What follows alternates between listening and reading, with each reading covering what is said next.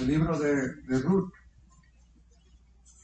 Gracias, Padre eterno, por tu infinita misericordia, tu bondad, tu amor, tu disciplina, tus juicios.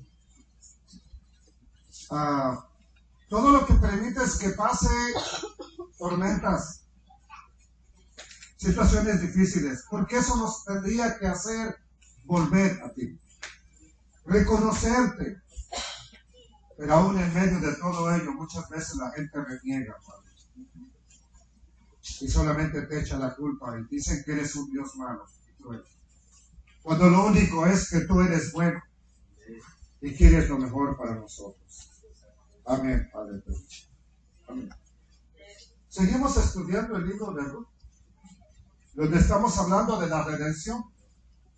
Una historia fantástica, un libro muy pequeño. Solo tiene 4 capítulos, pero contiene una poderosa revelación de la redención. ¿Y quién es el redentor? El redentor es el que te va a librar, el que te va a comprar. Cuando estás en una situación de extrema pobreza, cuando estás quebrado, como decimos pues, ¿qué es? No es ni español ni inglés. ¿Sí? Bueno, sí, sería español. ¿Cómo andas? Ando bien quebrado. ¿Qué significa eso? ¿Que andas quebrado de las piernas, de las manos? ¿Qué significa? Porque no tengo nada. Hay personas que empobrecían dentro del pueblo de Israel y tenía que venir un redentor para comprarles de la esclavitud y volverles a la posición familiar. Este libro nos va a hablar de la redención. De eso nos habla. Ya vimos cómo una familia en desobediencia que vivía en Israel se va de Israel a una tierra extranjera, a un pueblo, a un país llamado Moab. Y Moab es enemigo de Israel. ¿Por qué se van? Porque pensaron que allá estaba la bendición. Pensaron que allá estaba la tierra donde fluye o donde hay abundancia de leche y miel. Y a lo mejor para mí la leche ni significa nada, porque no tomo leche. Pero hay personas que se ahorita parecen becerros. No puedo decir quiénes, ¿verdad? Pero a lo mejor usted tiene hijos que usted compra y compra galones de leche y así como los compra desaparecen. No lo voltees a ver a Brian, pero te van a dar cuenta que es él. Desaparecen los galones de leche. Y si no, pregúntenle a Jaciel. Él no toma leche. Pues avientan también esos galones de polvo. Y a lo mejor cuando hablamos de leche no significa nada para nosotros, porque no, a mí no me gusta la leche, me hace daño, etc. Pero el pueblo de Israel es muy acostumbrado a la leche y la miel. Así que esa tierra que el Eterno les dio era una tierra de abundancia, para que me entiendan. Es como venirte de un país centroamericano o latinoamericano y llegar a Estados Unidos, o el país de una bendición. Es algo similar. Pero ¿qué sucedió? Se van de la tierra de Israel, donde están en lugar de la provisión de Dios, en lugar de la bendición. Y si no hay bendición, es porque hay un juicio de Dios. No es porque Dios sea malo, o ya se olvidó, o ya cambió de país. No, es simplemente porque hay un juicio. Y quiere que su pueblo entienda y se arrepienta y vuelva a Dios. Pero ellos no lo entienden.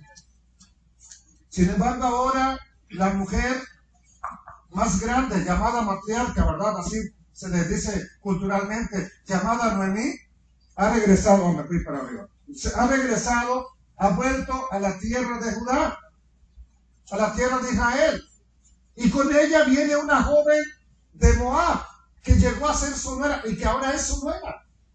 Esposa de uno de sus hijos que ahora su hijo está muerto. Murieron los hijos, murió el esposo, la muerte ha golpeado la familia. Una muerte debido a un juicio de Dios y Noemí lo entiende. Y dice, Dios se ha vuelto contra mí y decide regresar a su tierra. Pero esta joven va con ella y sin embargo esta joven aprendió verdades espirituales acerca del Dios de Israel. Y con esas verdades que aprende, ella decide dejar su país para irse al país de su suegra. Quiere saber más. Quiere tener una relación especial con este Dios. Ya sabemos una frase que en la Biblia más común, evangélica, dice, no me pidas que te deje, ni que me aparte de ti. Donde tú vayas, yo iré. Donde tú vivieres, yo viviré. Sin embargo, lo que realmente está diciendo desde el punto de vista hebreo sería lo siguiente: no me arruines. Ahí, ¿qué está? No me arruines espiritualmente. Espiritual y emocionalmente. No me arruines.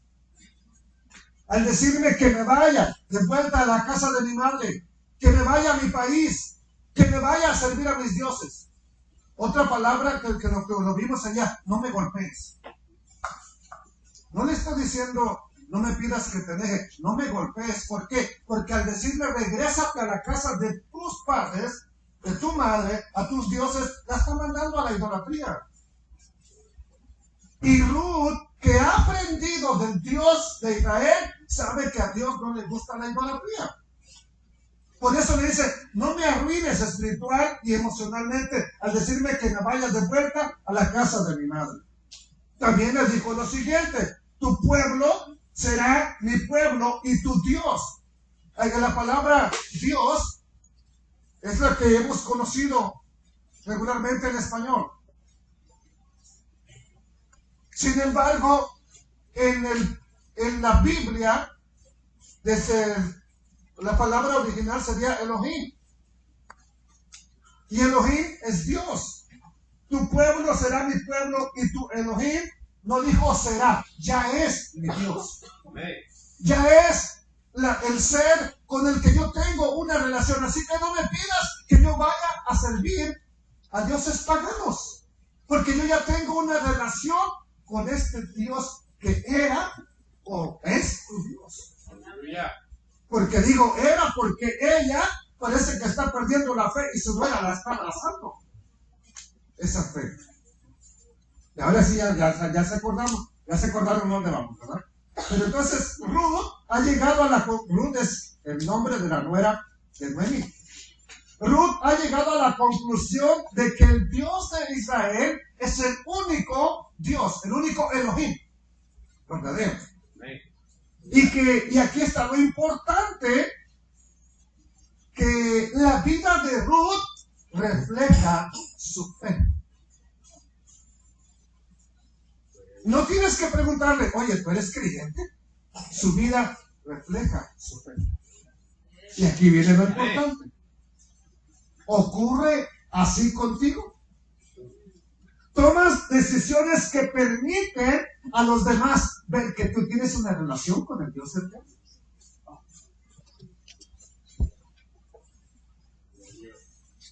¿Ven que tú te sometes al Dios de la Biblia? ¿Ven las personas en ti un deseo de poner en práctica la verdad bíblica o ven solamente una religión en tu vida? ¿Qué es lo que estás mirando? Debes saber, o debemos saber, o debemos saber, que es solamente cuando nos sometemos a la palabra de Dios que vamos a encontrarnos con la verdadera provisión del Dios eterno. Amén. ¿Cuánta gente cree en el mismo Dios que creemos nosotros está en México y no les falta nada? ¿Por qué? Porque tienen un Dios que les provee. Y no es el Dios de los Estados Unidos, es el Dios eterno. Él es el que provee a tu vida. Gracias al Eterno estamos en este país. Pero si no, donde quiera que estuvieras, Él te provee. Pero es solamente cuando obedecemos a la palabra del Dios eterno que nos vamos a encontrar con esa provisión y sus bendiciones. Gracias, Señor. Y es entonces cuando experimentamos ese amor y se ve reflejado ese amor en nuestra vida, el amor que Él tiene por nosotros. Pero somos capaces de experimentar ese amor y expresarlo a los demás. Al final del capítulo 1 encontramos el último versículo que miramos. Aquí fue donde nos quedamos, en el texto que les voy a mostrar. Capítulo 1, verso 22. Dice así: así que Noemí, Ruth 1:22, así que Noemí regresó de Moab acompañada de ¿quién? De su nuera Ruth. Esta Ruth era una joven moabita. Llegaron a Belén a fines de la primavera, cuando estaba terminando la primavera. ¿Y qué más nos dice? Nos dice algo bien importante. Al comienzo, ¿de qué? De la cosecha de cebada. Lo que la Escritura está diciendo aquí en esta parte que tengo subrayada en amarillo o remarcada, es importante. Al final del estudio pasado mencioné que hoy miraríamos por qué era importante que llegaran precisamente en ese día, en esa época, en ese instante. Y esto no fue planeado por Noemí, fue planeado por el mismo Dios eterno. ¿Por qué lo digo? Ya vamos a ver por qué. Ya vamos a ver por qué fue importante, y es algo que el Eterno tiene un propósito con ellas al regresarlas en este tiempo de Moab, país de la idolatría, a Israel. Es bien importante. ¿Qué representa para usted el inicio de la cosecha de la cebada? Nada. No soy agricultor, no planto cebada, no siembro cebada, no tengo cultivos de cebada. No significa nada. Pero para Israel, ¿qué significa? El inicio, oiga bien, el inicio, el primer corte de la cebada. ¿Qué significa para Israel? Primicias. ¿Perdón, hermano? ¿Primicias de qué? Ok, bien importante. Ok. Ese inicio de la cosecha de la cebada en hebreo se llama Reshit. Como ve, Reshit. El inicio, el origen, el comienzo. Reshit. Y cuando tiene B, Reshit es el inicio. El primer nombre de la Biblia, Bereshit, que traducido al griego fue Geneseo. Y de Geneseo nos pasaron a Génesis en español. Pero en hebreo es Bereshit o Bereshit, que significa el origen, el comienzo. Entonces, cuando hablamos del inicio de la cebada o el primer corte de la cebada, es el Reshit, nada más. Así se conoce en hebreo. Y eso está mencionado en Levítico 23. No voy a ir para allá. Sin embargo, el apóstol Pablo, conocido así como apóstol Pablo, ¿verdad? Su nombre era Shaul.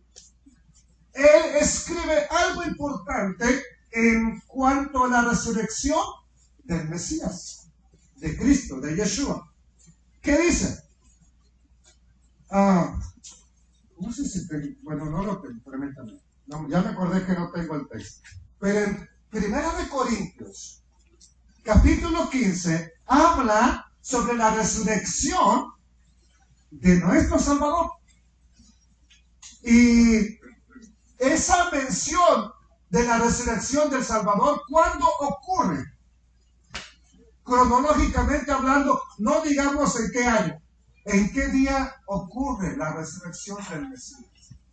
El día que se está presentando el primer manojo de cebada que se ha cortado. Cuando se presenta el manojo, que sería un homer, cuando se presenta el ómez de cebada para que el sacerdote lo mezca y llegue como una ofrenda mecida al Dios eterno, en esa hora nuestro bendito Salvador está resucitando. Ese corte de ese manojo de cebada da inicio a la cosecha de la cebada, valga la redundancia. Y es el día en que Yeshua se levantó de los muertos, que en aquella ocasión ocurrió un primer día de la semana. ¿Cuál es el primer día de la semana? ¿Perdón? Oiga, si no sabe usted ni qué día de la semana vive usted, está medio mal. ¿Cuál es el primer día de la semana? Domingo. Un domingo. Por lógica, ¿cuál es el séptimo? El día anterior, sí, ¿verdad? El día anterior. ¿Y cuál sería el día anterior? En hebreo es Shabbat. En español sería sábado. Aunque en aquellos tiempos no existían los nombres, ¿no? Casi no. No, el sábado no existía, porque eso ya lo pusieron después por Saturno. Porque sábado significa Saturno.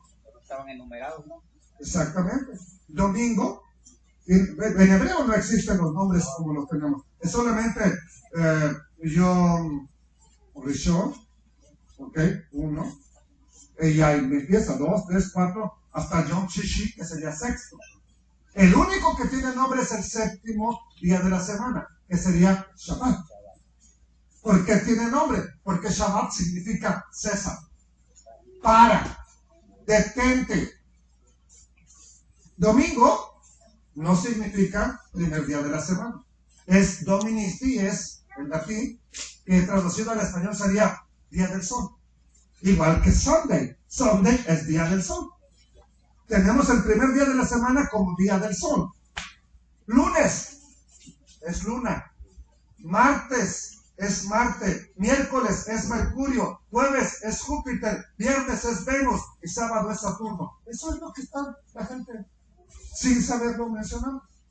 El día de Saturno, el día de Venus, el día de Mercurio. ¿Por qué? ¿Quién lo puso? Ya esa es otra historia. No me voy a meter porque me salgo del tema. Pero en el calendario, hasta en español, párese frente al calendario. 1, 2, 3, 4, 5, 6, séptimo día. Hoy es sábado. Chaval. ¿Por qué se cambió? ¿Por qué se cambió?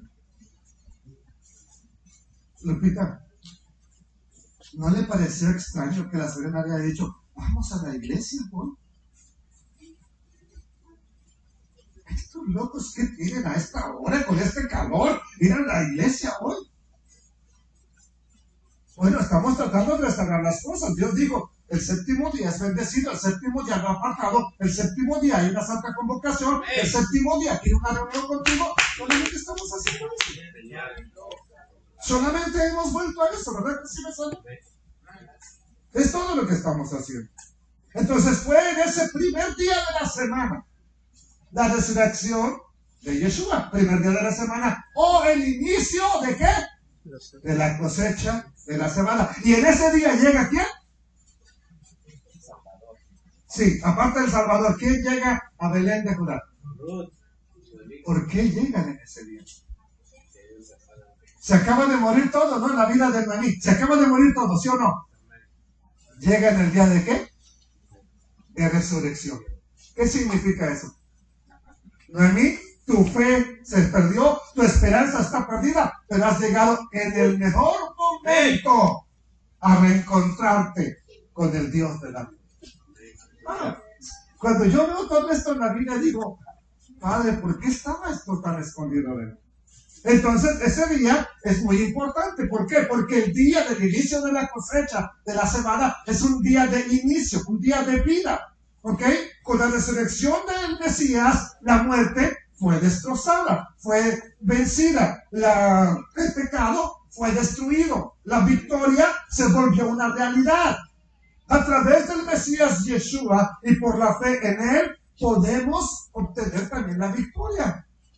Podemos hacer que el Dios eterno obre en nuestras vidas. Así que vamos entonces al capítulo 2. Es lo que donde estamos, debemos estudiar hoy. Acaban de llegar a un pueblo llamado Betlehem. ¿Qué significa Betlehem? Casa de pan. Traducido al español, se le llama o se le conoce como Belén. Hay unas canciones, ¿verdad? Que el burro fue a Belén y que no sé qué tanto de eso. Sí las he escuchado, no se hagan loco, pero estamos en este mundo. ¿Ok? El burro no fue a Belén. ¿Qué pasó en Belén? Algo sorprendente que haya pasado en la historia del mundo en Belén. Aparte de una gran matanza de niños. A ver, ¿qué pasó? Nació el Mesías. ¿En dónde? En la casa de pan, de donde es precisamente Noemí. Ella es de ahí, de la casa de pan. No, mejor aquí así para no darle el problema. Ella es de la casa de pan. Se fue de la casa de pan para encontrar pan. Irónico, ¿no?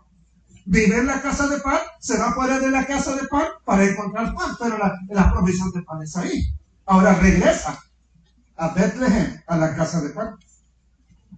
Y Betlehem, cada vez que veamos Belén en la Biblia, vea una expectación mesiánica. Algo habrá ahí del Mesías, o algo tiene que ver con el Mesías. Cada vez que aparezca en la Biblia Betlehem o Belén, pregúntese por qué apareció en ese pasaje. ¿Por qué ocurrió ahí? Ahí cerquita murió Raquel, la mamá de José y Benjamín. Bueno, sabemos que llegan en el día en que comienza la cosecha de la cebada. Y la cosecha de la cebada empieza un día después de celebrar la Pascua.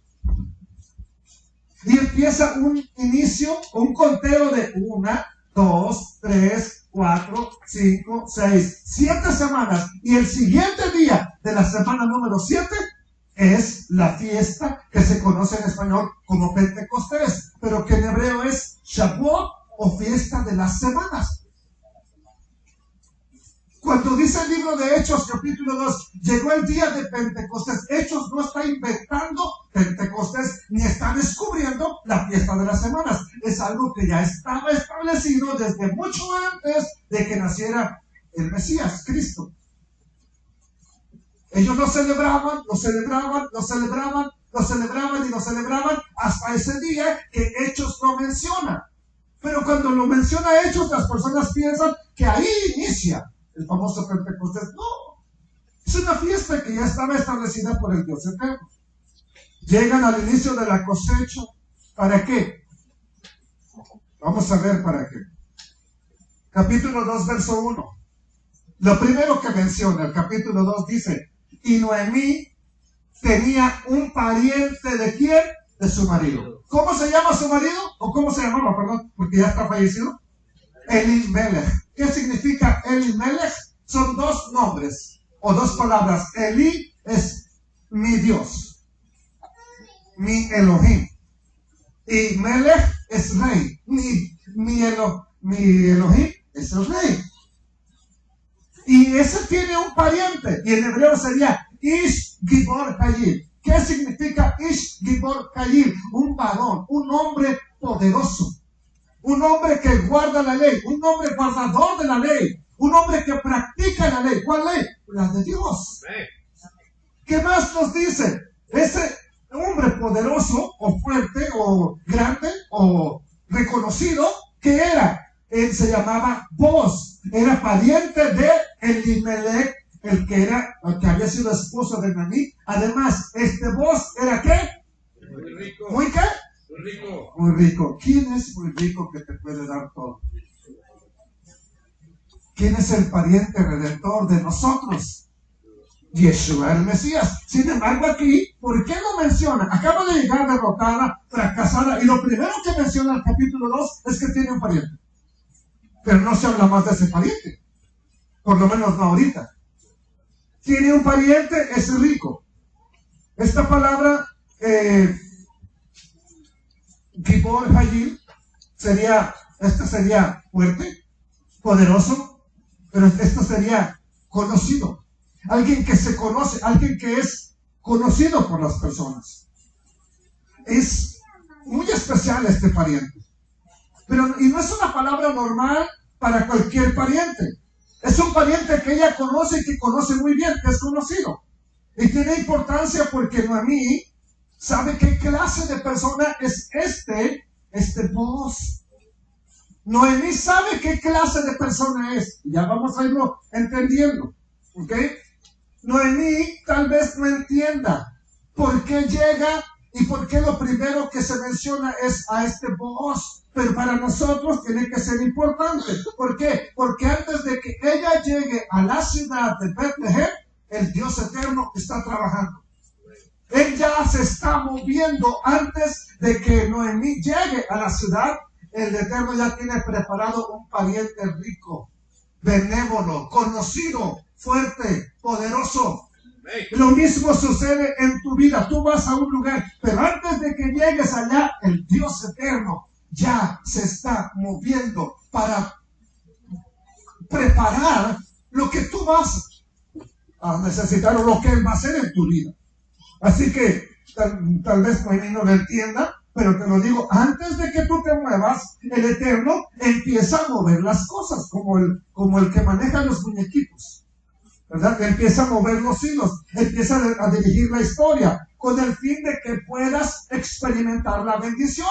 Él quiere bendecir a Ruth, porque Ruth tiene un pacto con Él, porque Ruth ha abrazado al Dios de Israel. El Dios eterno quiere bendecir a Ruth y va a mover las cosas. Va a preparar a este Booz para que se encuentre con Ruth. Y no precisamente para casarse en el inicio, para ser de bendición. ¿Ok? El Eterno es el que tiene las bendiciones. ¿Por qué? Porque toda buena dádiva y todo don perfecto y todo regalo bueno, ¿de dónde viene? No es de tu amigo, no es de tu pariente, no es de alguien que tú conoces o que no te conoce, no. Todo lo que viene bueno a tu vida viene del Dios eterno. Sencillamente así. Entonces, ahora, recuerden que dijimos una cosa importante en el estudio pasado, que Ruth se ha agarrado del Dios eterno, y la palabra para aferrarse, para sujetarse, usualmente es una palabra que se usa para obediencia de la ley de Dios. Por eso un judío agarra la palabra y la abraza, la Torah. ¿Por qué? Porque está diciendo con eso, yo quiero esto en mi vida. Para un creyente, para un cristiano, agarrar una Biblia y abrazarla es hasta a veces religioso. Si lo que menos queremos a veces es que nos vean con una Biblia, la estamos escondiendo. Antes, cualquier persona andaba con su Biblia ahí debajo del sobaco. Hace 10 años, todavía 15 años. ¿Verdad que sí? Hoy usted no mira. ¿Qué pasó de 10 años para acá? 20 años. ¿Qué pasó con esas personas que antes todos andaban con la Biblia bajo el brazo? Hoy usted no mira a esas personas. ¿Por qué? Porque nos hemos avergonzado de la palabra de Dios. Sí, lo digo claro, nos hemos avergonzado de la palabra de Dios. Hoy queremos que nos vean con el mejor iPhone 16. No hay 16, ¿verdad? Todavía. ¿Cuál es? ¿14? 15. ¿Ya hay 15? Yo no tengo ni el 1. Tampoco hay uno, dice. Hoy no queremos que nos vean con una Biblia, pero ¿qué queremos que nos vean? Mira lo que me cargo. La manzanita, la más cara. Pues sí, porque si traes teléfono de esos que no sirven, hasta tus hijos, ya cómprate otro. Ya tira ese, ni sirve, está roto, está quebrado, pero me sirve. Pero a veces caemos ya viejos, caemos en la vanidad también. Nunca le vamos a dar $1,500 de oferta al Eterno, pero para Apple, la ley de la. Ni la pensamos. En el versículo 1 dice que Noemí tiene un pariente que es Ish Gibor, poderoso. Un poderoso hombre de valor es alguien que es. ¿Y quién es una persona poderosa? No es alguien que agarra y hace pesas y es fuerte y pelea con todos. No. ¿Quién en el contexto bíblico es una persona poderosa? Alguien que se somete a la voluntad del Eterno. Amén. Alguien que se somete a la palabra de Dios. Esa es una persona fuerte. Entonces, ¿quién es? Es más, su nombre mismo nos indica quién es. Vos, guardador de la ley. Poderoso en la ley. ¿Por qué se le conoce así a este hombre? Porque este hombre, Ish Gibor, puede ser un héroe. Puede ser un héroe, claro que sí. Y sin embargo es un libertador. Por eso esta expresión, Ish Gibor, allí puede hablarnos o nos está refiriendo también a alguien que va a libertad. ¿A quién? A alguien que necesita libertad. Ese es. Vos. Entre la redención y la liberación existe una línea bien delgadita. Nosotros a veces necesitábamos redención, ya vino el Dios eterno. Pero a veces necesitamos salvación, necesitamos ayuda, necesitamos socorro. Y le pedimos, ayúdame, socórreme, ten misericordia de mí. Y viene y nos ayuda. Bendito sea el Padre eterno. Este hombre Boaz, vamos a ver su nombre. Boaz es compuesto de dos palabras. Una es bo, que significa él o con, ¿sí? Eso significa bo, y la palabra os, que significa poder. Eso significa entonces que este hombre opera con poder o en el poder de Dios. Y también se ha traducido como guardador de la ley, guardador de la instrucción del Dios eterno.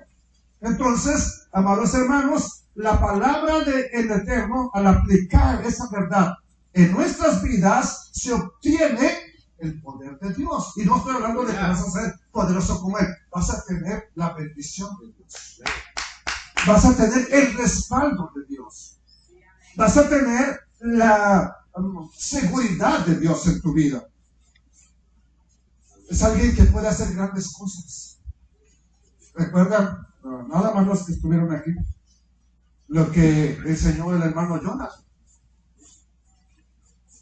Juan, capítulo 14, verso 12, dice, de cierto o de verdad les digo, que el que en mí cree, las obras que yo hago, él las hará también, y aún mayores hará, porque yo voy al Padre. Ahora, cuando alguien mira eso, dice, ustedes no están resucitando muertos, ustedes no son de Cristo. Espérate. No está diciendo que íbamos a resucitar muertos. Está hablando de ergor, trabajos. Que tu trabajo va a ser más grande todavía. ¿Por qué? Porque él murió joven. ¿Sí o no? Él murió joven, a los 33 años. Entonces no está hablando de milagros, tus trabajos. Esta palabra ergor es trabajos, obras. No está hablando de milagros más grandes. Entonces significa que usted y yo tenemos que trabajar más todavía que ¿quién? ¿Que quién? Que el Mesías. No que hagas más milagros, que trabajes más. Pero yo no he escuchado a un predicador diciendo eso. Yo he escuchado diciendo, tú vas a hacer más milagros, tú tienes el poder. No, espérate. Entendamos bien que está hablando la palabra. Está hablando de obras. ¿Ve? Ok. Él le dio de comer a 5,000, tú dale a 10,000. Y entonces sí, hablemos. No, que yo no puedo. ¿Cómo de que no? Con el sueldo de un año te alcanza para darle de comer a 10,000. Hay cosas que no se tienen que estar mencionando. Hemos soportado a familias por años, económicamente, dándoles comida. Se puede hacer. Y ustedes saben de dónde viene mi sueldo. ¿Es usted? ¿O soy yo con usted? Con lo que usted provee para darles a ellos. Sí se puede. Ok. Es verdad que no pudo alcanzar físicamente más allá de Israel. ¿Verdad que no pudo? Porque ahí se movió. Usted y yo. ¿A dónde estamos ahorita, hermano? Estaríamos, por ejemplo, de aquí a 1,000 millas de distancia. ¿O está chido? Okay. Llega a Cancún la señal. ¿Cuántas millas serán de aquí a Cancún? ¿Unas 5,000? Llega a Colombia, llega a Israel la señal. Estamos alcanzando mucho más que eso. España. Entonces, de eso está hablando el Mesías. Mayores obras, no más grandes milagros, porque la gente se está volviendo loca y diciendo, no, ustedes no pueden, entonces ustedes no son de Cristo. Espera, trabaja más que Él. ¿Quién es la voluntad? Mi hijo. Empezó más joven que el Mesías a trabajar en las cosas del Eterno. Y lo que te quede de vida, hijo, puedes hacerlo más todavía. Puedes hacerlo más. Eso es el gol. Trabajos, no milagros. Pero ¿cuándo fue la última vez que oraste y que le dijiste, Dios eterno, provéeme esto, dame aquello, pero para ser obediente a tu palabra? Bueno, regularmente le decimos, dame un carro, Señor, dame una troca adelante. Y hasta le pedimos así, roja, colorador, ¿sí, hermano? Yo siempre pasaba por la Helio. Por el dealer de carros, la agencia de carros. Hay una troca roja ahí. No, decía la misma troca, pero cuesta 60 de la ciudad. Ajá. Pero los hermanos no tengo una troca, ¿me quieren? Sígala pagando. Ya no le va a alcanzar la vida. Hermano, tengo una troca, la quiere, pero sígala pagando. Bueno, pero es una bendición al final de cuentas, porque la agencia no te va a decir, mira, ya pagué, ya alguien pagó tanto por ti, llévatela y nada más sígala pagando. Muchos quisiéramos esa bendición. Sí te la puede dar el Eterno, pero ¿para qué se la pediste? Nada más para sentarte ahí, sentirte tejano, ranchero, ¿o qué? Ese es el problema. No es que no le pidamos nada al Eterno de cosas materiales, pídasela, pero ¿para qué? ¿Para qué? ¿Para lograr la obediencia? Ok, con esa troca voy a llegar más rápido a la congregación, voy a llegar más temprano, voy a llegar a orar. ¡Aleluya! Llega más tarde. O llega más tarde para que se pasea por la ciudad para que lo vean en el troca. ¡Aleluya! Pues a leer, hoy tengo ganas de hablar contigo. ¿Verdad que llega uno a la agencia desde antes, Señor, yo quiero un carro? Pero le dijiste para qué. Ahí está la cuestión. Y no es que no tengas derecho a un carro, a un buen carro. Yo oro por ti, mi oración es esa. Padre, dales en abundancia para que no tengan necesidad de robar, de andar mendigando, de andar pidiendo. Si están en tu palabra, que sean prosperados. Amén, aleluya. Sí, ¿por qué no? Pero ¿para qué quieres la prosperidad? ¿Para qué quieres la bendición? De eso se trata la fe. Es lograr la victoria, que tú logres la victoria.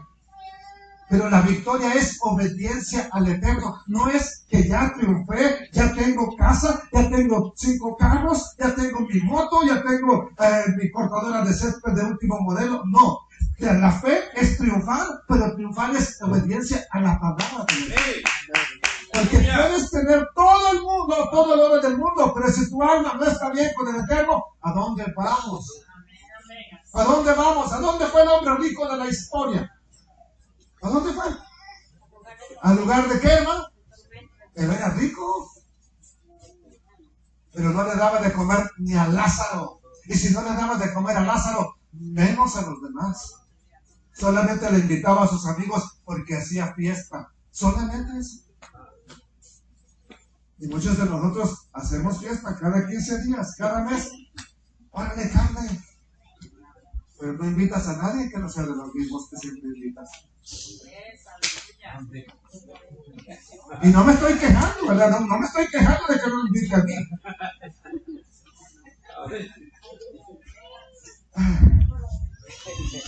Bueno, voy a cambiar, voy a tratar de regresar al punto porque ya me estoy desviando. Vamos a ver que cuando esta mujer, Ruth, tomó una decisión estando en su país, ella sabía que sería una seguidora del Dios de Israel. Ella no va a Israel a ver qué hay o de vacaciones y luego me regreso. Ella va porque tiene una relación con el Dios de Israel, ¿sí o no? Ella tenía claro que sería parte del pueblo de Dios.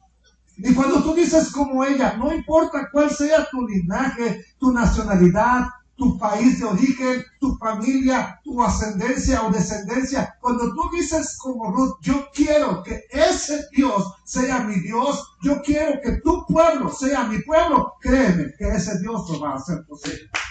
Él no rechaza a nadie. Él no te va a rechazar. Entonces, Él nos lleva y nos sigue llevando a formar parte de su pueblo. Personas que de pronto no teníamos más que un sinfín de problemas. Él nos llama y nos sigue haciendo formar parte de su pueblo, un pueblo elegido. Sí, somos parte de un pueblo elegido. Y no nos tenemos que llenar de orgullo ni yo soy más que tú. No. Pero tienes que saber, ¿verdad que a un hijo del presidente no le da vergüenza decir que es hijo del presidente? Al hijo del rey no le da vergüenza decir que es hijo del rey. ¿Por qué? Porque sabe que no es cualquier pelado el que es su papá.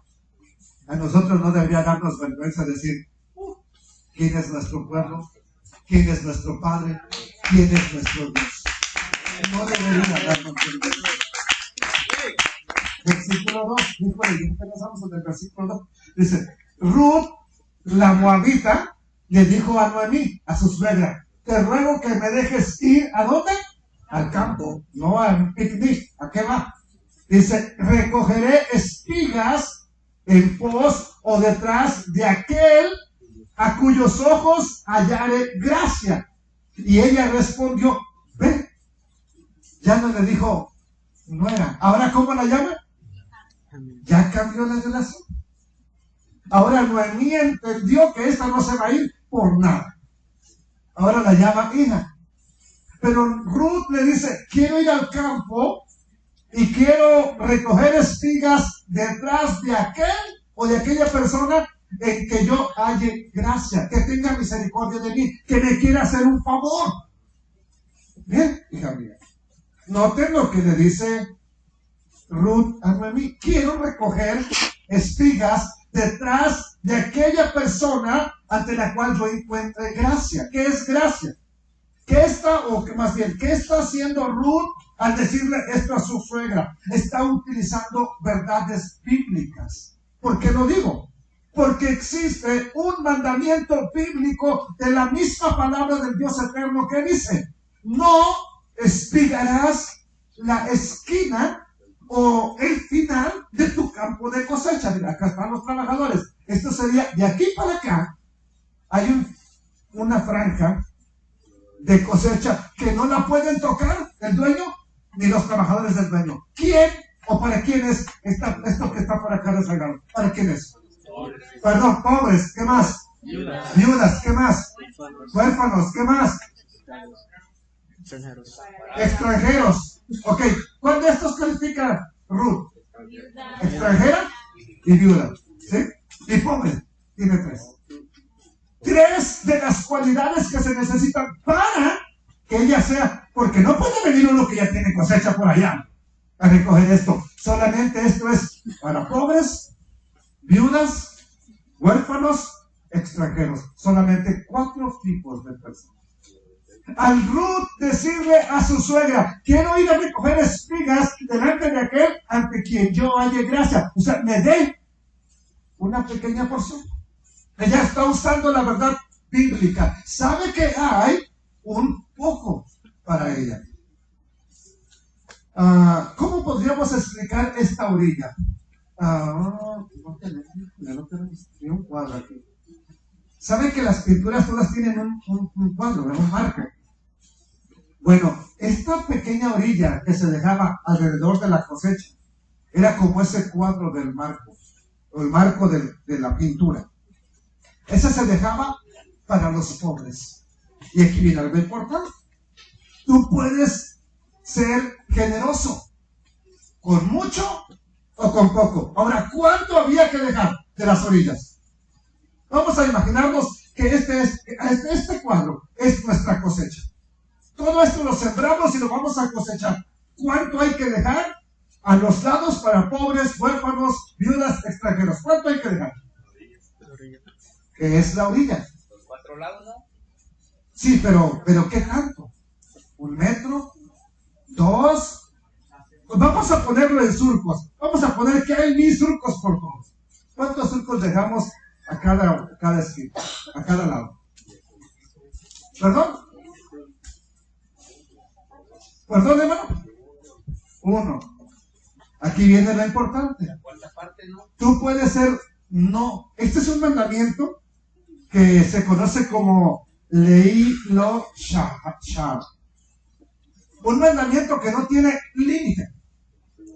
Tú puedes ser tan generoso como tú quieras, o tan tacaño como tú quieras.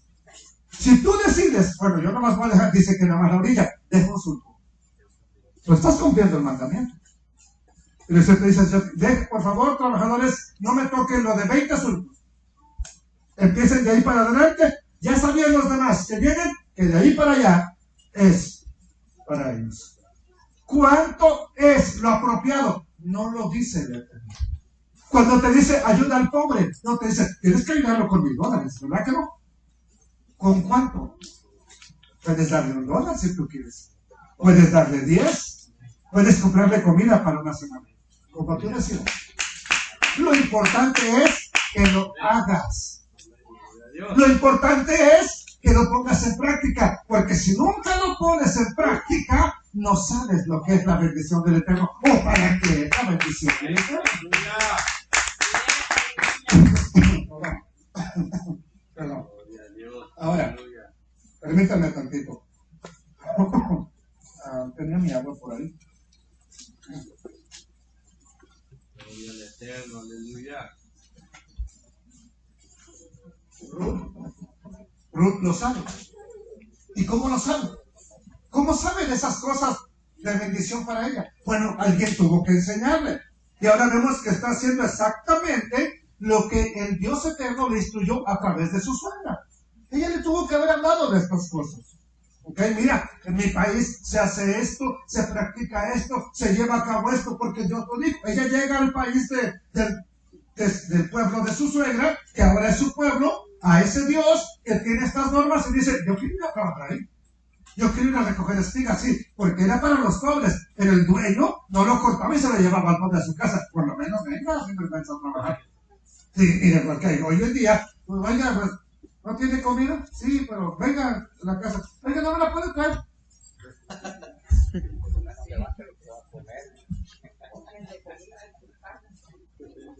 Mire, hermano, yo vi esto con mi abuelita allá en México. Yo estaba chamaco de unos entre 8 y 10 años. Bueno, 8 era la primera vez que ella me llevó a un terreno de un rico. Y me dijo, hijo, aquí el dueño ya nos dio. Pero nada más había una línea como, no me acuerdo si eran unos 3 o 5 surcos. ¿Qué dejó? Todo lo demás no lo podías tocar.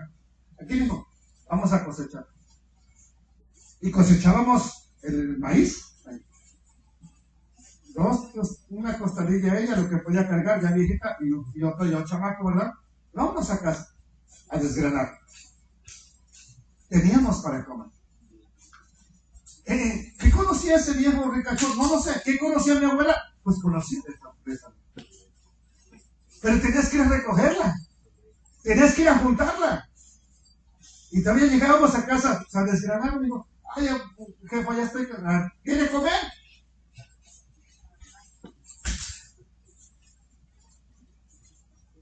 Hoy en día le ponemos la comida en la casa a los hijos. Todavía quieren sus bolsas de chetos, quieren sus jugos especiales, quieren su Coca-Cola especial, todo quieren. Y no quieren ni barrer la casa.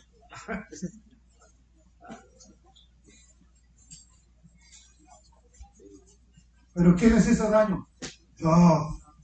Yo les hice daño. Sí, pues que no los puedo culpar a ellos. Pruébelo. Los que tengan más de un hijo, pruébelo. Lleven unos chetos. No, yo quería de nosotros, ¿por qué no trajiste? Nomás a él lo trajiste. Y tus favoritos. Imagínate, hermano. Pero no está hablando de sus hijos, ¿eh? No. Una señora en el trabajo, imagínate, eso es un ejemplo, ¿verdad? Una señora en el trabajo que ella es grande, ella dice: yo no aprendí nada con mi mamá nunca me enseñó. Y dice que ella gana para comprar comida todos los días y para pagar su carro.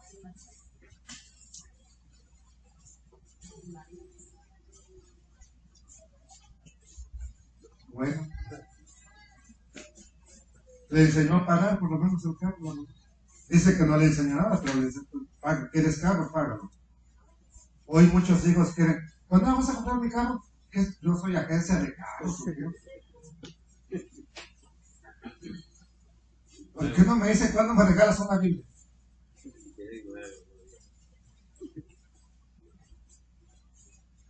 ¿Pero quiénes hacen daño? No. Yo les he contado esta historia. Mi abuelita no tenía problemas para andarse. Es que no tengo que ponerme. Y todo el closet lleno de ropa y no tengo que poner. Ella no batallaba. Vámonos, hijo. Nomás tenía 3 cambios: la que traía puesta, otra que tenía para fiestas de lujo y otra que tenía por lavando o sucio. Así que no andaba que me pongo, no.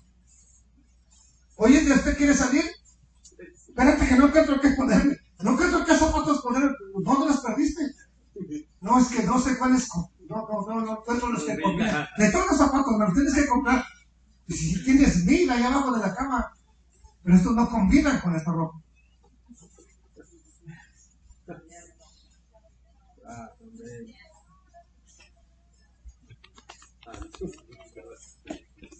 Y combinaba, va, las botitas de con todo tipo de pantalón, va. Los guarachos combinaban con todo. Sí, los únicos tenis que si llegaron a comprar tenis, los únicos tenis que tenían combinaban con rojo, con azul, con negro. Andaban batallando. Para trabajar y pasear también. Eran para lo mismo. Y se cuidaban, hermano, porque sabían que se acaban. El pie te va a decir a qué sabe el chicle.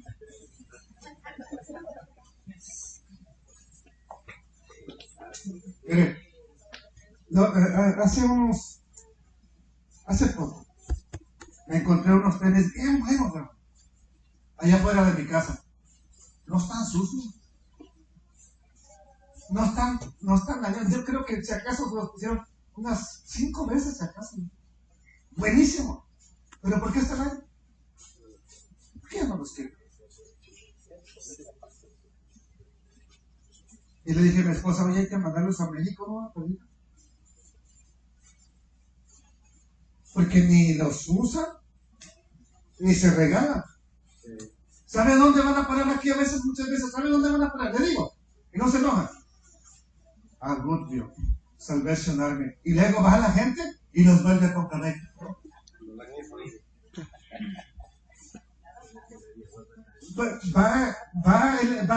Va la familia a dejarlos, de rato llega el otro hermano y los compra. ¿No era mejor que se los regalaras a tu hermano en lugar de dárselos regalando ese que ya está bien rico, el Salvation Army? ¿No era mejor? Bueno, si no los quieres regalar, ponte en verás a darlos a 50 centavos, que se vayan.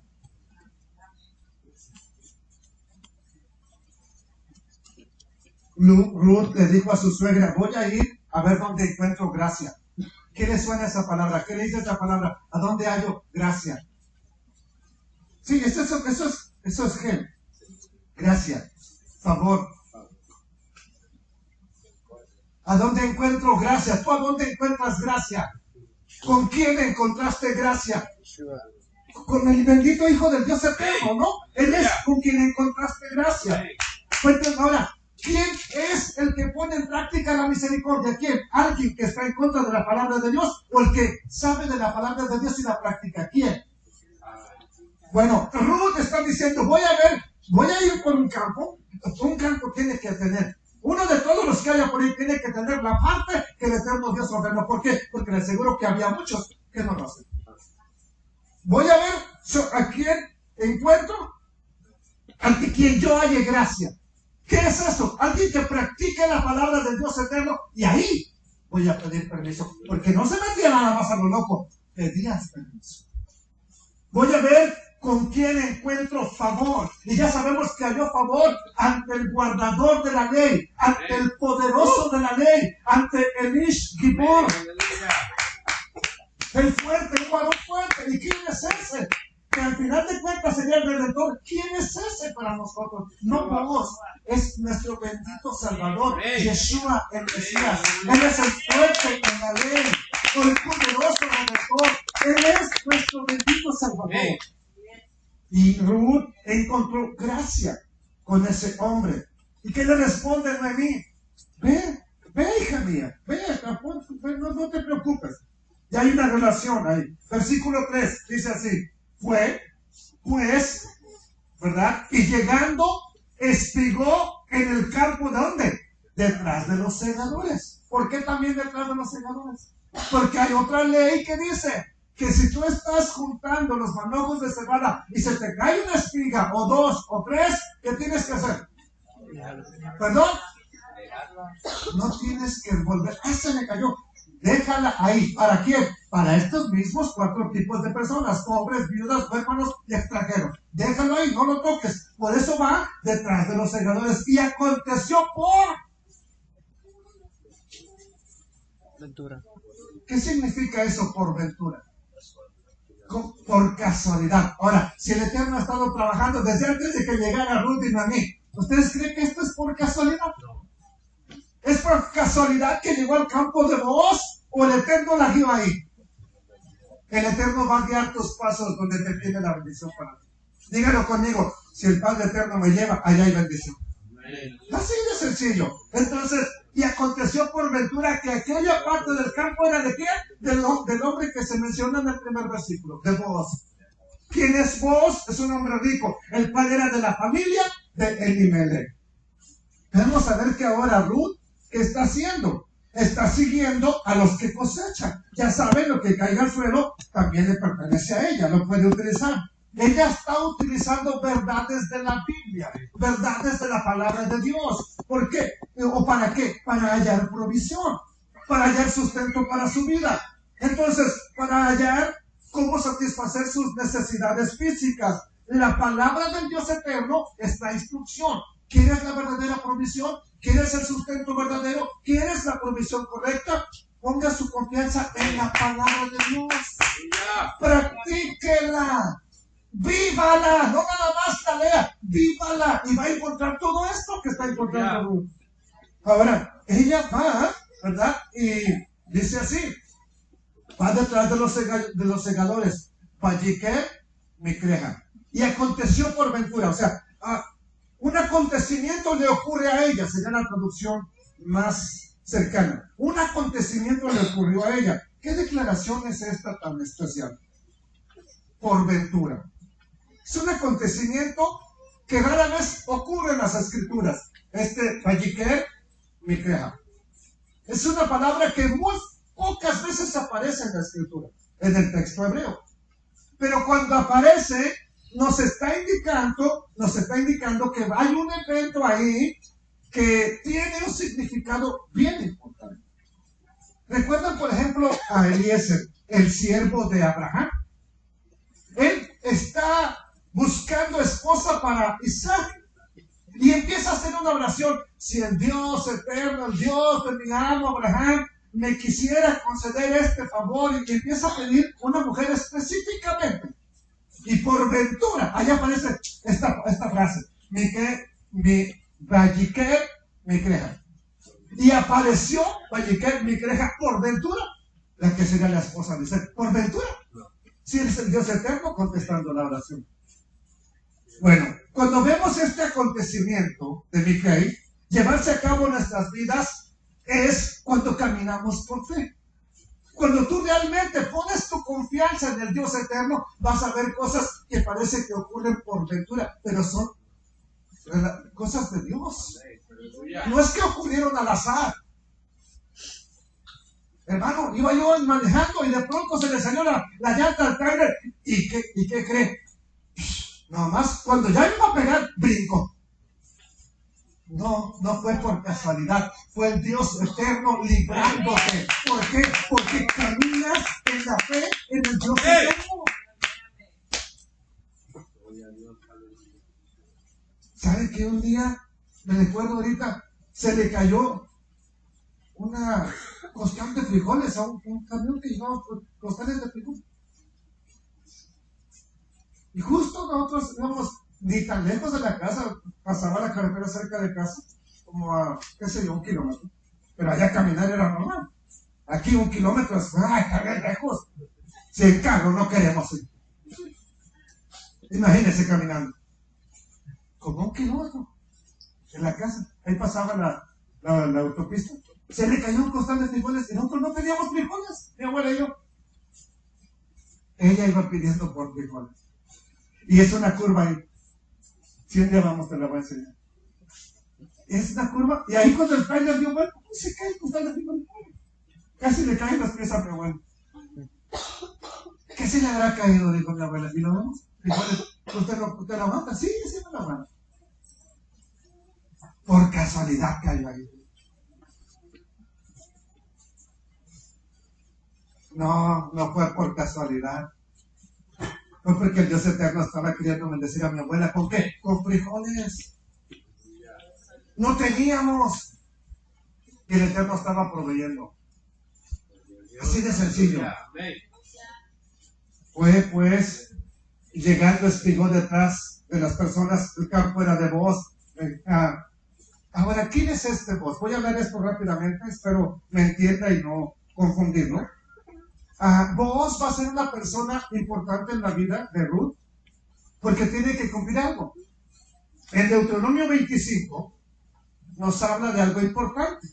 25:5 dice, si 2 hermanos viven en una misma propiedad y uno de ellos muere sin tener un hijo varón, la viuda, o sea, la viuda del que falleció, no podrá casarse con alguien que no sea de la familia. En cambio, el hermano de su esposo tendrá que casarse y tener relaciones sexuales con ella para cumplir los deberes de un cuñado. ¿Cuáles son los deberes de un cuñado?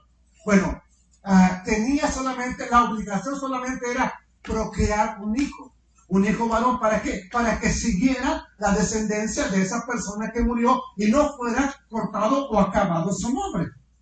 Esa es una ley del mismo Dios eterno. Él lo puso así. Este término hermano puede extenderse hasta un pariente lejano, como lo es en este caso vos.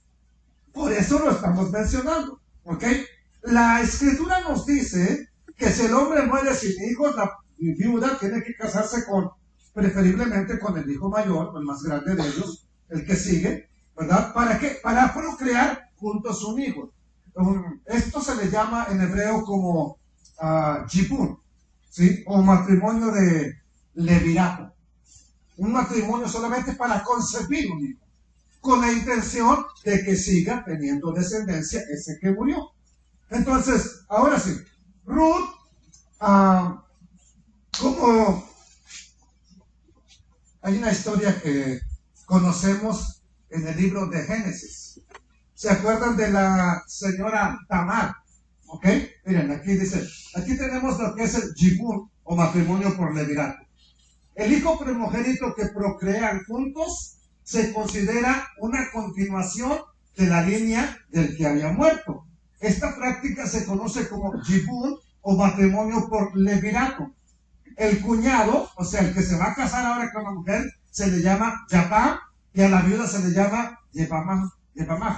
Esta palabra jibun significa básicamente tomar a tu cuñada como esposa. Hoy se ve mal. Hoy es antisocial y antibíblico prácticamente. Pero en el tiempo antiguo se podía hacer. Por ejemplo, ¿se acuerdan de Tamar?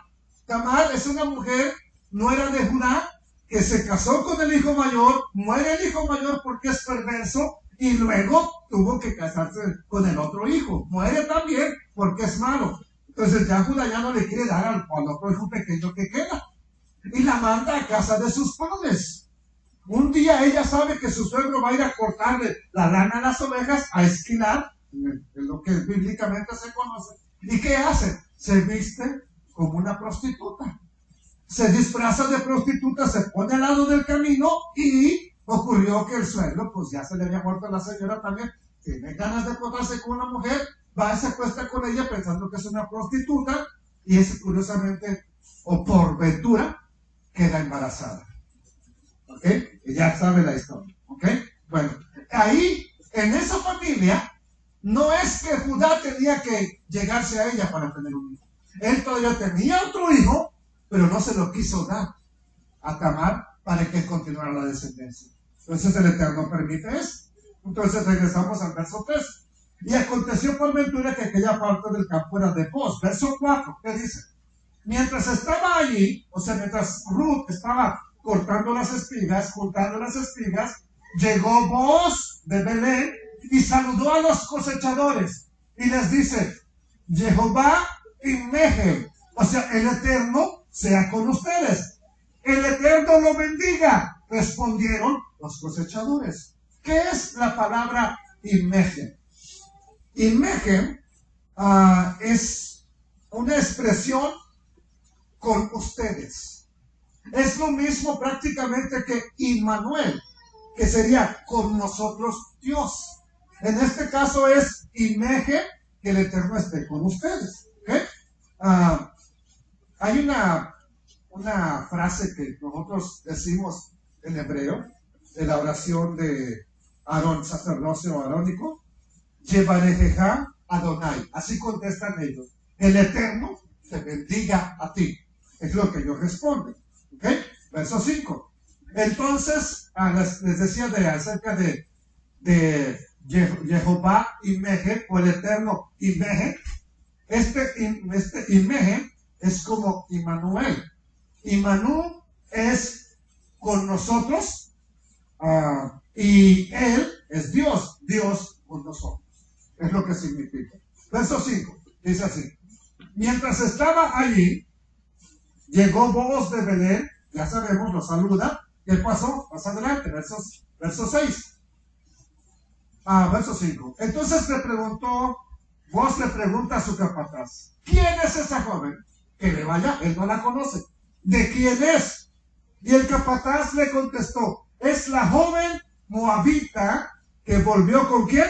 Noemí. ¿De dónde volvió? ¿De dónde vino? De Moab. Ella ha estado trabajando en el campo, pero normalmente los que trabajan ahí son trabajadores de la misma hacienda, del mismo grupo de trabajadores. No hay más personas ahí. Sin embargo, hay una mujer, o los que ya conocen, o se les dio permiso. Y son conocidos del pueblo los que Belén no es grande hasta el día de hoy. Son conocidos del pueblo los que tienen necesidad. Él no conoce a esta mujer. ¿Quién es esta mujer? Es Ruth la que regresó, es la moabita.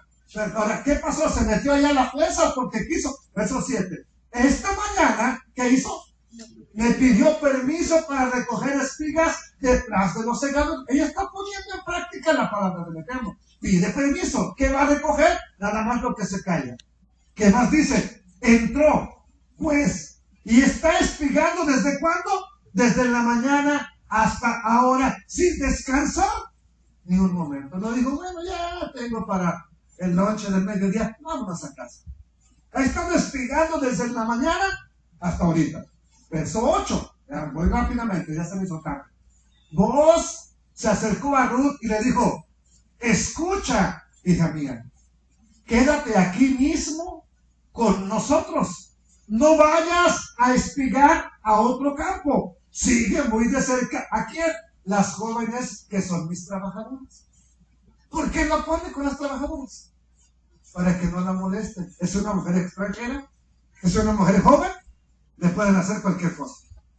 La pueden humillar, pueden abusar de ella. Quédate aquí con mis trabajadoras.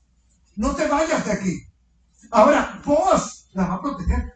No solamente le va a dar provisión, la está protegiendo. Y al protegerla, es su protector y es su proveedor. Bien importante esto. Se acerca, no te vayas de aquí, ¿verdad? Verso 9, ¿qué pasa? Que tus ojos miren bien el campo en el cual ellas están cosechando y síguelas, porque yo he mandado a los criados que que no te molesten. ¿Y qué más? Ajá. Ven ahora por qué le dijo, si vas a otro campo, hay personas que no tienen temor del Dios eterno, aunque tengan la Biblia. Te pueden tocar, pueden abusar de ti, te van a llamar idólatra, te van a llamar extranjera, te van a llamar sucia, te van a llamar lo que sea. No te vayas de aquí. Yo ya di orden de que no te molesten, de que no te toquen, que no te humillen. Y cuando tengas sed, ahora, no podía beber agua de los trabajadores. Tenía que llevar su propia agua si querían.